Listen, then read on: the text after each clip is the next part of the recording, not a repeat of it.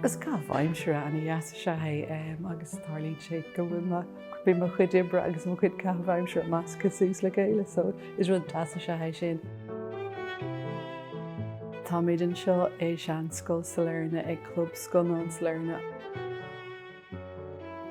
Well, hosní mar go raibh cúpla duine sa counter ag cuimhrú gomach sé go deas Club Scannán a bheith ar bun an seo agus Scannán a riint bhí riint daoine ag teach le chéile ina chuid tithe príomháideach ag breanúir Scannán agus a rá bhach sé iontach a lehéad a chur fáil an bobbal.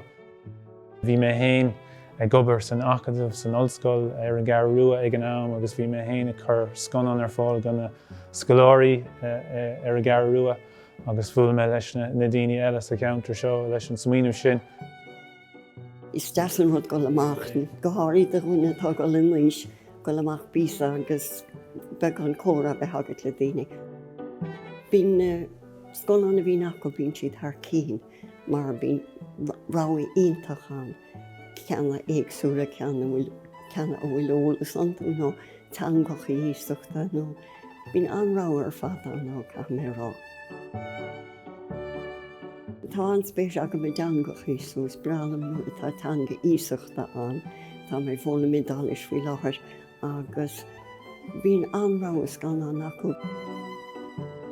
Well, is tócha an rud atá difriúil faoin club seo theis an gná fictarlann ná go bhfuil muid dírithe níos mó ar Scannán cultúra ó ar fud na cruinne seachas ar ábhar Hollywood atá ar fáil go héasca.